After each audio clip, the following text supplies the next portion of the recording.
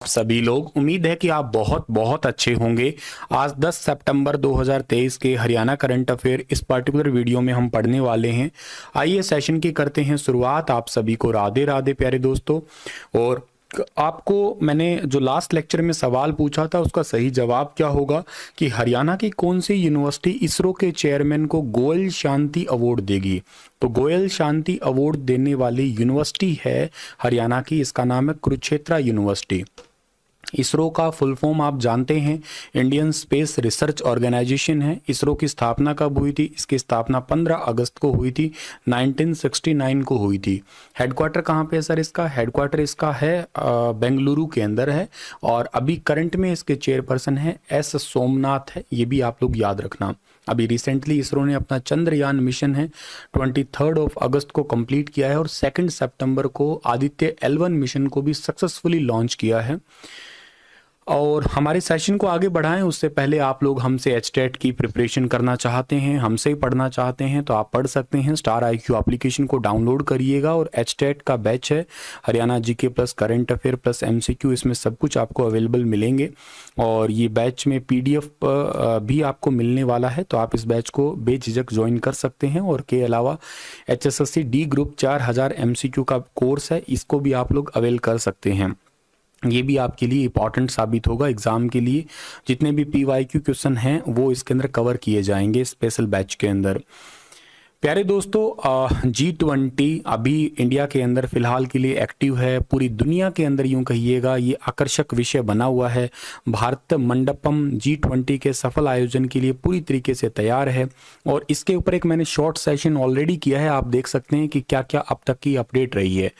हरियाणा की अगर बात की जाए तो इस मंडपम में हरियाणा प्रदेश का भी पवेलियन आकर्षण का केंद्र बना है। विदेशी मेहमान हरियाणा की सभ्यता, संस्कृति, इतिहास से रूबरू हो रहे हैं। यहाँ पे पवेलियन में पहली मानव सभ्यता से टेराकोटा से निर्मित बर्तन वो प्रदर्शित किए गए हैं। रेवाड़ी के मशहूर पित्तल की मूर्तियां, कदम और शीशम की लकड़ी की प्रतिमाएं वो भी विदेशी मेहमानों को खूब लुभा रही है।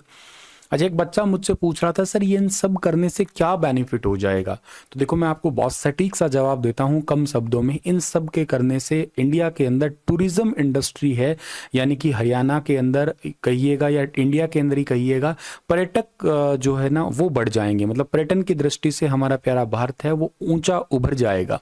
सर इससे कोई बेनिफिट होगा? हाँ, इससे बहुत बड़ा बेनिफिट होगा। इससे सबसे बड़ा बेनिफिट ये होगा कि आप जैसे कि एग्जाम्पल लीजिएगा, दुबई का ले लीजिएगा या UAE, मतलब पूरे का एग्जाम्पल लीजिएगा। उनके पास में सबसे ज़्यादा जो बेनिफिट है या इनकम है वो टूरिज्म की वजह से तो है। एक एग्जाम्पल है वो, तो ऐसे दुनिया के बहुत सारे और देश भी हैं जहाँ पे टूरिज्म की वजह से वो यूं कहिएगा बिल्कुल फर्श से अर्श तक गए हैं। तो ऐसा ही हाल भारत का हो सकता है पॉजिटिव वाले नेचर के अंदर देखा जाए तो, क्योंकि भारत के अंदर ये सब चीज़ें दिखाने का मतलब ही सीधा ये है कि ज़्यादा से ज़्यादा लोग आए, टूरिज्म आए और टूरिज्म से हमारा इकोसिस्टम है वो बूस्टअप हो सके, ज़्यादा से ज़्यादा लोगों को रोज़गार मिल सके। नेक्स्ट आपका जो आज का पहला करंट अफेयर है वो है किस योजना के तहत खानपुर हिसार में औद्योगिक क्षेत्र का विकास किया जाएगा। ये योजना भी अपने आप में बड़ी इंपॉर्टेंट योजना है। ये क्वेश्चन भी एग्जाम के लिए बड़ा इंपॉर्टेंट है। पद्मा योजना इस सवाल का बिल्कुल ठीक रहेगा।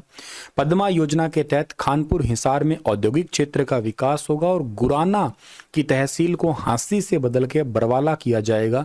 अब आपको पता है हरियाणा के मुख्यमंत्री जन संवाद कार्यक्रम कर रहे हैं और जन संवाद कार्यक्रम कर रहे हैं और जन संवाद कार्यक्रम के दौरान ही हिसार जिले का गांव है गुराना, इसकी तहसील हांसी से बदल के बरवाला करने की घोषणा है। और हिसार का ये गांव है खानपुर, इसमें औद्योगिक क्षेत्र का विकास किया जाएगा। सर आप बताइए कि पद्मा योजना क्या है। देखो पद्मा योजना की शुरुआत बच्चा हुई थी आपकी 24 फरवरी के दिन हुई थी। 24 फरवरी 2022 को स्टार्ट हुई थी ये योजना। और कहाँ से स्टार्ट हुई थी? ये हरियाणा के करनाल से स्टार्ट हुई थी। इसमें बेसिकली 1 डिस्ट्रिक्ट 1 प्रोडक्ट के तहत इसको बढ़ावा देने के लिए इस योजना की शुरुआत हुई है। और ये क्वेश्चन एक्चुअली मेरे ख्याल से TGT के पेपर में आ चुका है, जहाँ तक मुझे ध्यान है। पेपर में तो आया था, पेपर शायद हो सकता है कि कोई दूसरा हो, लेकिन एग्जाम में आ चुका है ये कि हरियाणा में 1 डिस्ट्रिक्ट 1 प्रोडक्ट को बढ़ावा देने के लिए कौन सी योजना है। तो उसका आंसर था पद्मा योजना। और अपन इस करंट अफेयर को ऑलरेडी पढ़ रखा है, तो आपको ये कामयाब साबित होगा क्वेश्चन। इसमें क्या है, पद्मा योजना basically program to accelerate MSME industry, ये इसका फुल फॉर्म है। बेसिकली जो छोटे मझले उद्योग है ना, उनको बढ़ावा देने के लिए ये योजना है। सर इससे क्या बेनिफिट होगा? देखो, ज़्यादा से ज़्यादा अगर इंडस्ट्री खुलने वाली है तो ज़्यादा से ज़्यादा लोगों को रोज़गार मिलेगा।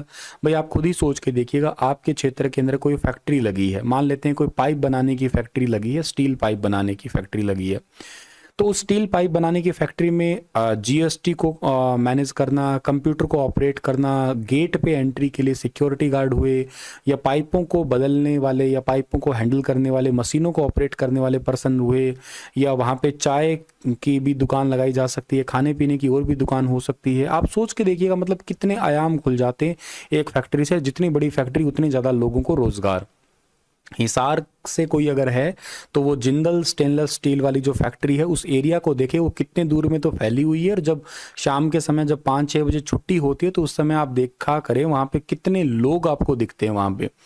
तो इसका बड़ा बेनिफिट होता है कि बहुत सारे लोग घरों का चूल्हा जल जाता है। खैर, मुझे थोड़ी सी हंसी आ रही है इस बात की कि मुख्यमंत्री जी ने कहा है कि हम औद्योगिक क्षेत्र का विकास करेंगे गांव खानपुर के अंदर इस पद्मा योजना के तहत। और इन्हीं मुख्यमंत्री जी से ही अभी आपको शायद याद होगा, वो वीडियो आपने देखा होगा, जब एक महिला ने पूछा था कि हमारे क्षेत्र में प्लीज़ फैक्ट्री लगवा दीजिए, तब इन्होंने कहा कि चंद्रयान 4 जाने वाला है, उसमें बैठा के आपको भेजेंगे और बैठ जाइए प्लीज़। बड़ा ही रूड बिहेवियर था। मतलब वो मुझे बात बार बार दिमाग में घूम रही है, इतनी सारी जनता के बीच में उनका भी सेल्फ रिस्पेक्ट कुछ रहा होगा। हालांकि सब हंसे थे उस समय, सबके लिए तो हंसी का विषय था, लेकिन सोच के देखिए अगर उनके ऊपर क्या, मतलब पर्सनली सेल्फ रिस्पेक्ट तो कहीं ना कहीं गिरती ही है। खैर चलो, ये हमारे एग्जाम के लिए तो सवाल ये है कि औद्योगिक क्षेत्र का विकास करेंगे, ठीक है ना। पद्मा योजना में चंडीगढ़ प्रशासन ने किसे पब्लिक प्रोसिक्यूटर नियुक्त किया है? तो पब्लिक प्रोसिक्यूटर नियुक्त किया है अभी हाल ही में किसे? मनीष बंसल को। ऑप्शन नंबर बी इस सवाल का हमारा वो बिल्कुल ठीक रहेगा। सीनियर डिप्टी एडवोकेट जनरल है मनीष, इनको नियुक्त किया है। मनीष बंसल को चंडीगढ़ प्रशासन ने पब्लिक प्रोसिक्यूटर नियुक्त किया है और इसका नोटिफिकेशन चंडीगढ़ प्रशासन की ओर से जारी किया गया है। प्रशासन ने आशु मोहन पंछी की जगह पे मनीष बंसल को अपना पब्लिक प्रोसिक्यूटर नियुक्त किया है। पंजाब हरियाणा हाईकोर्ट में प्रैक्टिस करते हैं मनीष बंसल और वर्तमान में सीनियर डिप्टी एडवोकेट जनरल के रूप में ये काम कर रहे हैं। इनके लिए ऑफिशियल लेटर जारी किया गया है ये, ठीक है ना। लीगल एडवाइजर डायरेक्टर प्रोफेशनल जो लॉ सिक्योरिटी के चंडीगढ़ एडमिनिस्ट्रेशन के अंदर है, जिनका नाम है विजय जेम्स, उनके द्वारा। हरियाणा के किस यूनिवर्सिटी के 4 छात्रों का ऑस्ट्रेलिया की वेस्टर्न सिडनी यूनिवर्सिटी में ड्यूल डिग्री कार्यक्रम या ड्यूल डिग्री जो सिलेबस है उसके तहत पीएचडी डिग्री के लिए सिलेक्शन हुआ है? तो पीएचडी डिग्री के लिए सिलेक्शन हुआ है एचएयू के बच्चों का। हरियाणा एग्रीकल्चर यूनिवर्सिटी के 4 स्टूडेंट हैं, इनमें से 2 बच्चियां हैं, 2 छात्राएं हैं, संजू सहारण व कांति। कॉलेज ऑफ एग्रीकल्चर के छात्र आदित्य सहरावत और कॉलेज ऑफ बायोटेक्नोलॉजी की छात्रा अनु बेनीवाल, ये इसमें शामिल है, ठीक है ना। तो 2 साइंस के मतलब कॉलेज ऑफ कम्युनिटी साइंस में से 2 बच्चे हैं और इसके अलावा एग्रीकल्चर के भी या कॉलेज ऑफ बायोटेक्नोलॉजी है ना, वहाँ के स्टूडेंट हैं। इनको यूनिवर्सिटी की ड्यूल डिग्री के तहत जो है ना इनका सिलेबस पूरा कर चुके हैं ये, जबकि डिग्री के लिए आवश्यक अनुसंधान जो है ना ये अब बेसिकली सिडनी यूनिवर्सिटी के अंदर जाके करेंगे। मतलब सिलेबस पूरा हो चुका है इनका, लेकिन जो रिसर्च वर्क रह गया ना वो यूनिवर्सिटी सिडनी यूनिवर्सिटी है वहाँ पे जाके करेंगे ये। इस यूनिवर्सिटी के वीसी का नाम है प्रोफेसर BR कंबोज है, ये बात भी आप लोग याद रख सकते हैं। ये यूनिवर्सिटी पहले पंजाब एग्रीकल्चर यूनिवर्सिटी का हिस्सा हुआ करती थी। 2 फरवरी 1970 को बनी है ये यूनिवर्सिटी, हिसार के अंदर है ये यूनिवर्सिटी। हरियाणा राज्य सरकार द्वारा किस जिले में सिविल एविएशन एनक्लेव स्थापित करने के लिए 133 करोड़ रुपए की राशि डिफेंस स्टेट ऑफिसर के अकाउंट में ट्रांसफर की गई है? तो इस सवाल का ठीक आंसर रहेगा अंबाला के अंदर ट्रांसफर की गई है। ऑप्शन नंबर सी इस सवाल का बिल्कुल ठीक रहेगा। इस दिशा में अंबाला एयरफोर्स स्टेशन के साथ सिविल एनक्लेव स्थापित करने के लिए राज्य सरकार द्वारा 133 करोड़ रुपए की राशि डिफेंस स्टेट ऑफिसर के अकाउंट में ट्रांसफर की गई है। और 133 करोड़ रुपए ट्रांसफर होने के बाद ही अब जल्दी आगामी प्रक्रिया वो तेज हो जाएगी। 16 करोड़ रुपए की लागत से एयरफोर्स स्टेशन के ठीक साथ लगते सिविल एनक्लेव के लिए टर्मिनल का निर्माण भी यहाँ पे होगा। और ये पूरा एयरफोर्स स्टेशन के साथ 20 एकड़ जमीन की उपलब्धता हासिल करना चुनौतीपूर्ण काम था, जो कि कंप्लीट इनको मिल चुकी है अब। तो अब हरियाणा में एक तो हिसार में एयरपोर्ट और एक अंबाला में सिविल एविएशन एयरपोर्ट अब बन जाएगा। हालांकि अंबाला में ऑलरेडी एयरफोर्स बेस स्टेशन है जो G20 के चलते अलर्ट पे है, सिरसा वाला भी अलर्ट पे रखा गया है स्पेशली। हरियाणा में अब वाहन रजिस्ट्रेशन के लिए किसको अनिवार्य कर दिया गया है, तो वाहन रजिस्ट्रेशन के लिए हरियाणा में अब अनिवार्य कर दिया गया है फैमिली आईडी को। ऐसा इसलिए किया गया है क्योंकि देखो क्या है कि जिन्होंने फैमिली आईडी बनाई है, बहुत सारे लोग थे जिन्होंने खुद ही अपनी फैमिली आईडी बनाई है, जैसे उनमें से मैं भी एक हूँ। मैंने भी अपनी फैमिली आईडी खुद ही बनाई थी और हार्डली 5-10 मिनट लगते हैं फैमिली आईडी बनाने में, बना ली, कोई इशू नहीं है। तो एक दोस्त का CSC अकाउंट था, उससे लेके बना दिया फैमिली आईडी। तो फैमिली आईडी तो चलो बन गया, लेकिन ठीक है। अब क्या है कि फैमिली आईडी में इनकम कैसे रखा, फैमिली आईडी में इनकम रखा खुद की मर्जी के अनुसार, जो भी डालना था वो डाल दिया। लेकिन आपको पता है ना कि जैसे मान लेते हैं कि इनकम रख दिया किसी ने, एग्जाम्पल से 1,80,000 के अंडर रख दिया। अच्छा, घर में गाड़ियां खड़ी है 4-4, ठीक है ना, तो मालिक वो चारों ही है। अब कैसे पता लगेगा? ठीक है, लाभ ले रहे हैं तो ले रहे हैं, लेकिन अब नई गाड़ी मान लो खरीद रहे हैं तो वो अब रजिस्ट्रेशन करेंगे। जैसे मान लेते हैं कोई गाड़ी खरीदा 20 लाख की, 20 लाख की गाड़ी खरीद रहा है, सालाना इनकम दिखा रखी है 1,80,000, तो ये तो 20 साल में इनकम बनेगी लगभग, मतलब मान लेते हैं, क्योंकि बाकी तो खर्चे भी होंगे ना घर के, मान लेते हैं 80,000 रुपये या कैसे भी करके, चलो खैर ये तो क्या ही मैथमेटिक्स लगाना। तो इस हिसाब से तो वो गाड़ी नहीं खरीद सकता, तो उसकी फिर जो योजनाओं के या BPL वाले लाभ है ना वो अपने आप ही कट जाएंगे, या बिजली बिल से भी कट जाते हैं। जैसे 9,000 से ज़्यादा बिजली बिल साल का आता है तो उससे भी फैमिली आईडी का जो इनकम है ना वो अपने आप मतलब एक्सटेंड हो जाता है, बढ़ जाता है वो, ठीक है। तो परिवार पहचान पत्र के लिए जो है ना, अब परिवार पहचान पत्र एंटर करना होगा अगर गाड़ी को रजिस्ट्रेशन करना होगा तो उसके लिए, ठीक है। चलिए सर, इसी के साथ ये सेशन तो समाप्त होता है मेरे प्यारे दोस्तों। और 9 सितंबर वाले क्वेश्चन मुझे कुछ ज़्यादा मिले नहीं, क्योंकि वैसे भी गोगा नवमी हरियाणा में एक बहुत बड़ा फेस्टिवल है।